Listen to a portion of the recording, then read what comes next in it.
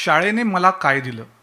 शिस्तशीरपणाचं बाळकडू, रोज वेळेवर पोचण्याची रीत, जन्मभूमीच्या वंदना, सकाळच्या प्रार्थना आणि राष्ट्रगीत, शिक्षकांप्रती मनापासून आदर, शिक्षकेतर कर्मचाऱ्यांचा सुद्धा सन्मान, आपण ज्या मातीत जन्माला आलो ना तिचा आणि मातृभाषेचा सार्थ अभिमान, आवडत्या विषयाच्या तासांना संपूर्ण लक्ष द्यायची शिकवण, नावडत्या तासांच्या वेळी रफ वही भरायचं शहाणपण, विज्ञान आणि गणिताच्या स्पर्धा परीक्षा, राज्यस्तरावरची शिष्यवृत्तीसुद्धा, अभ्यासाव्यतिरिक्त विषयांमध्ये रस घेण्याची वृत्तीसुद्धा, वक्तृत्व स्पर्धा, नाटकं, व्याख्यानमाला, जणू समाजाचा चकचकीत आरसा.